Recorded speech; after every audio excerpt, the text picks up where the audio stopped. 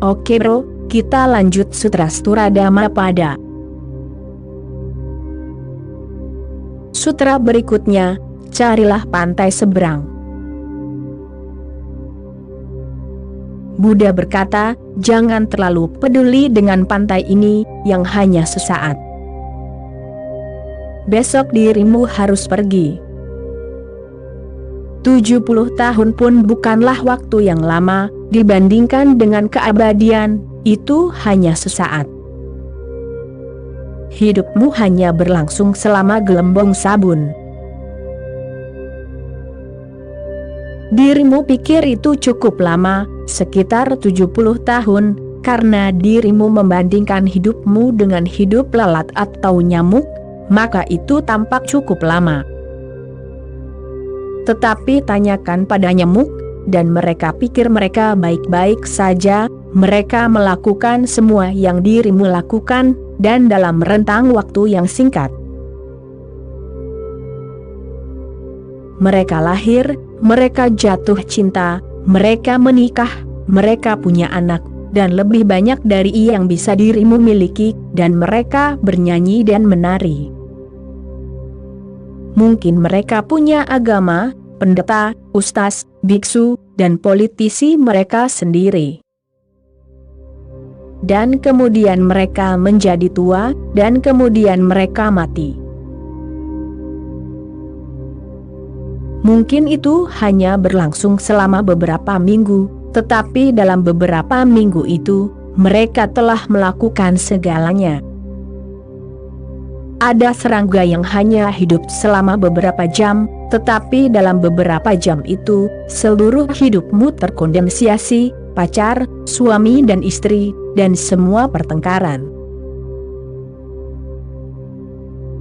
Waktu tidak menjadi masalah. Dalam beberapa jam, dirimu bisa hidup 70 tahun, atau 700 tahun secara ringkas. 70 tahun, bisa dipadatkan menjadi 7 menit, dan 7 menit terlihat sangat kecil, dibandingkan dengan 70 tahun. Tetapi apalah arti 70 tahun, dibandingkan dengan usia matahari atau bulan, atau bumi atau bintang-bintang?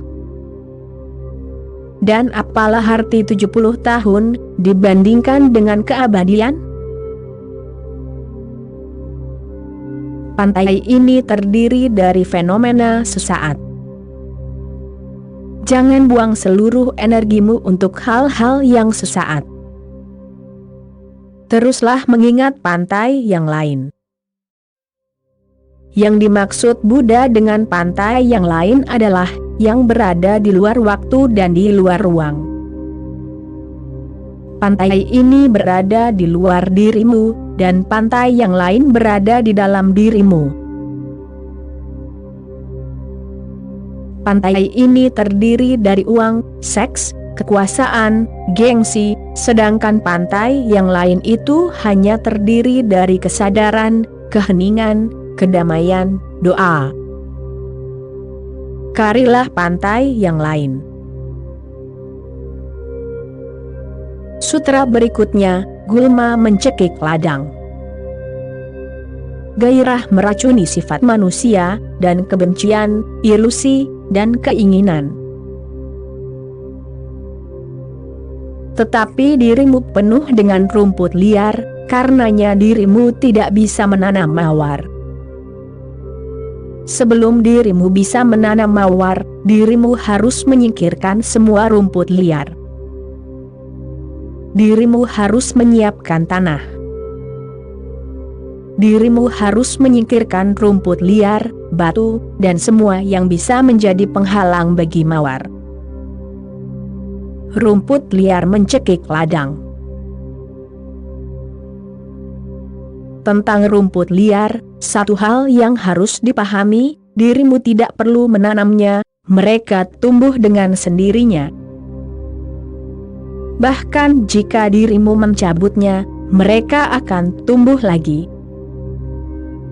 Gulma punya kualitas yang sama dengan orang bodoh, mereka bertahan, mereka bersikeras, mereka tidak mau disingkirkan. segala sesuatu yang hebat dalam hidup ini rapuh, dan segala sesuatu yang jelek bagaikan batu, sangat kuat. Gulma tumbuh dengan sendirinya. Dirimu tidak perlu memupuk amarah dan dirimu tidak perlu memupuk nafsu. Tidak ada sekolah tempatmu diajari cara menjadi cemburu dan cara menjadi serakah. Tidak ada guru, tidak ada master yang dibutuhkan untuk mengajarimu cara menjadi tidak sadar. Hal-hal ini tumbuh dengan sendirinya. Jatuh ke bawah itu mudah, bangkit ke atas itu sulit, itu melawan gravitasi. Dirimu harus menyingkirkan gulma. Jika tidak, mereka akan mencekik ladang. Dirimu begitu penuh amarah, keserakahan, nafsu, sehingga mereka mencekik energimu. Tidak mungkin bagimu untuk tumbuh, mereka tidak akan membiarkanmu tumbuh. Mereka akan menyedot semua energimu, mereka adalah penghisap, mereka adalah parasit. Buddha berkata, gulma mencekik ladang. Gairah meracuni sifat manusia, dan kebencian, ilusi, dan keinginan. Gairah menciptakan banyak hal dalam dirimu.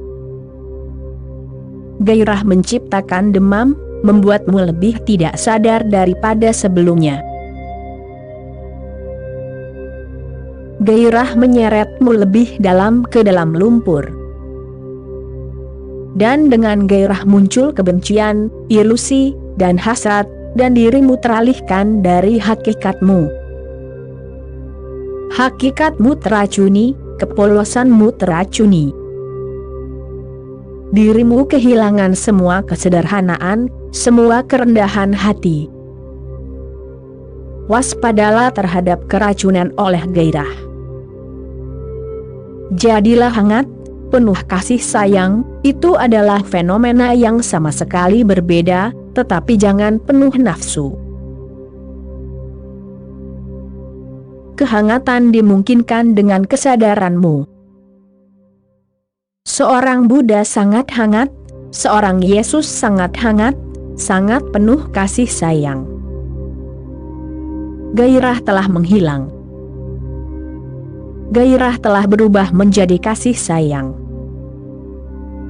Kasih sayang mereka menghujanimu seperti bunga. Sama seperti gairah meracunimu, kasih sayang memurnikanmu. Kasih sayang adalah nektar, jika gairah adalah racun. Energi yang terlibat dalam gairah bisa dilepaskan menjadi kasih sayang. Cara melepaskan energi, cara menyalurkannya kembali menuju kasih sayang, adalah apa yang disebut Buddha sebagai samasati, kesadaran yang benar, mengingat dengan benar. Apa yang disebut Gurdjieff sebagai mengingat diri sendiri, apa yang disebut Krishnamurti sebagai kesadaran, apa yang disebut sebagai meditasi. Semuanya sama, nama yang berbeda menunjukkan energi yang sama. Dirimu harus waspada, sadar akan apa yang dirimu lakukan. Cobalah untuk sadar saat dirimu marah, dan dirimu akan terkejut. Dirimu akan mendapatkan kejutan yang luar biasa. Jika dirimu menjadi sadar, kemarahan menghilang. Dan tiba-tiba dirimu telah menemukan kuncinya, dirimu telah menemukan sebuah rahasia. Ketika seks mendominasimu, dan dirimu penuh dengan nafsu, tutup matamu, duduklah dengan tenang, dan bermeditasilah pada energi yang mengelilingimu ini, nafsu yang mengelilingimu seperti awan. Perhatikan saja, lihatlah. Aku tidak mengatakan untuk menentangnya, karena jika dirimu menentangnya, dirimu telah mengambil sudut pandang, dan sekarang dirimu tidak bisa mengamati. Untuk mengamati, langkah yang diperlukan, yang paling diperlukan, adalah tidak mengambil prasangka apapun, tidak menyimpulkan terlebih dahulu.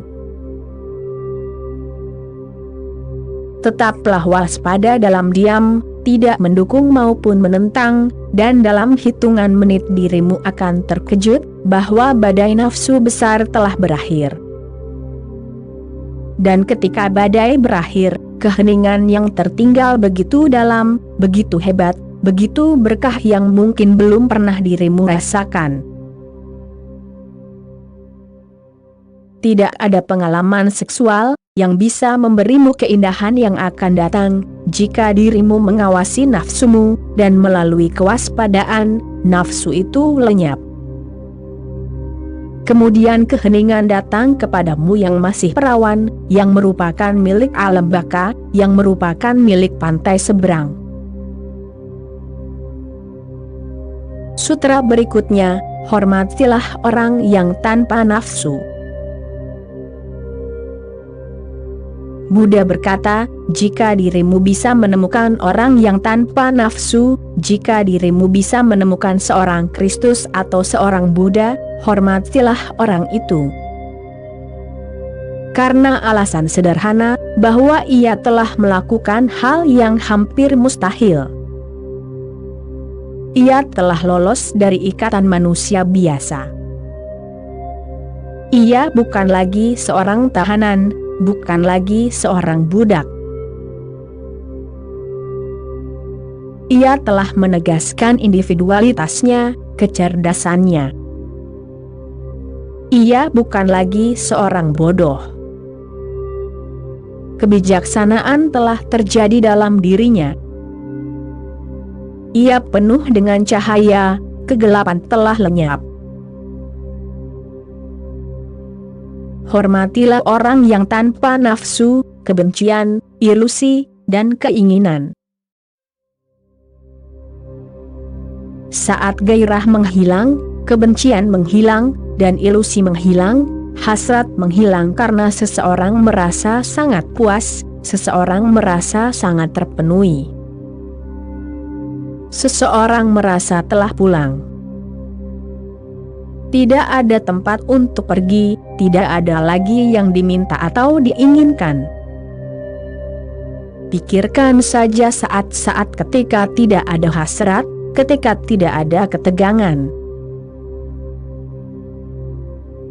Ketika pikiranmu benar-benar tenang. Hanya saat itulah dirimu akan tahu Tuhan itu ada, atau akan lebih tepat untuk mengatakan, keilahian itu ada. Sutra berikutnya, apa yang dirimu berikan kepadanya. Jika dirimu memberikan sesuatu kepada seorang Buddha, dan apa yang bisa dirimu berikan kepadanya? Dirimu bisa memberinya rasa hormat, dirimu bisa memberinya kepercayaan, dirimu bisa memberinya penyerahan dirimu.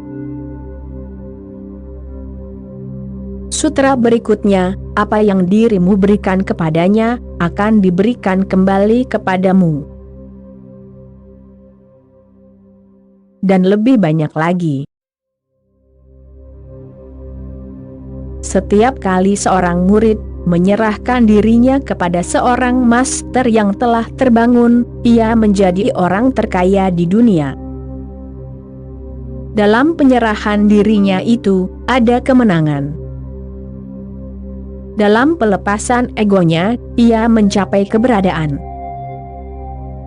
Untuk pertama kalinya, ia ada, dan dengan cara yang sangat aneh, karena ia telah melepaskan dirinya sendiri.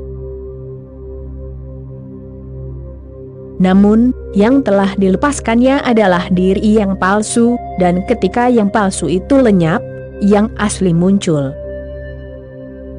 Ketika yang palsu itu berhenti ada, yang asli mulai bersinar dalam segala kemuliaannya, dalam segala kemegahannya. apapun yang dirimu berikan kepada seorang Buddha, akan kembali kepada dirimu 1000 kali lipat. Murid itu berserah. Murid itu membuka hatinya, dan Buddha mulai mengalir ke dalam hati murid itu. Buddha itu seperti awan hujan, begitu penuh cinta, begitu penuh kebenaran, begitu penuh ekstase, sehingga jika dirimu membuka hatimu, jika dirimu siap untuk minum darinya, dirimu akan, untuk pertama kalinya, merasakan kepuasan yang mendalam. Rasa hausmu akan terpuaskan. Itulah sebabnya Yesus berkata, "Makanlah aku, minumlah aku." Ia tidak menyuruhmu untuk menjadi kanibal. Dia berkata kepadamu, "Aku tersedia. Bukalah saja hatimu dan biarkan aku masuk." Ketika seorang master yang telah terbangun mengetuk pintumu, tolong buka pintunya, karena dirimu mungkin akan kehilangan kesempatan itu, dan dirimu mungkin akan kehilangannya untuk banyak kehidupan. Sangat jarang untuk bertemu dengan seorang master yang telah terbangun, seorang Buddha, seorang Kristus, seorang Krishna, seorang Mahavira, seorang Muhammad. Jika dirimu cukup beruntung untuk bertemu dengan seorang master yang telah terbangun, maka janganlah pelit. Maka jatuhkan dirimu sepenuhnya, kemudian berkomitmenlah sepenuhnya. Tetapi dirimu bisa kehilangan gebang jika dirimu begitu kikir atau pengecut, sehingga dirimu tidak bisa mengambil lompatan. Lalu cinta macam apa yang dirimu bicarakan? Cinta tahu bagaimana berkomitmen, bagaimana terlibat. Cinta tahu bagaimana mati dan bagaimana terlahir kembali. Cinta siap melewati api apapun, karena cinta tahu, tidak ada yang bisa menghancurkanku, bahkan api tidak bisa membakarku. Cinta tahu keabadiannya, karenanya cinta selalu berani. Buddha berkata, apa yang dirimu berikan kepadanya, akan diberikan kembali kepadamu, dan lebih banyak lagi. Jangan khawatir dan jangan kikir. Bersikaplah terbuka, jadilah rentan, jadilah reseptif, sehingga Sang Master bisa menuangkan dirinya sepenuhnya di dalam dirimu. Dia siap menjadi tamu di hatimu, tetapi dirimu harus siap menjadi tuan rumah, dan dirimu harus membersihkan hatimu dari semua rumput liar. Dirimu harus mengosongkan hatimu dari semua sampah yang telah dirimu kumpulkan, dari semua masa lalu, dari semua kenangan, dari semua sistem kepercayaan, dari semua filosofi, ideologi, politik, agama, sosial. Ketika dirimu benar-benar kosong, dirimu bisa masuk ke dalam diri Sang Master. Sang Master bisa masuk ke dalam dirimu. Pertemuan itu bisa terjadi. Dan pertemuan itu adalah pengalaman orgasme terbesar dalam hidup. Oke bro, sekian dulu episode kali ini, kita sambung lagi nanti bro. Terima kasih bro.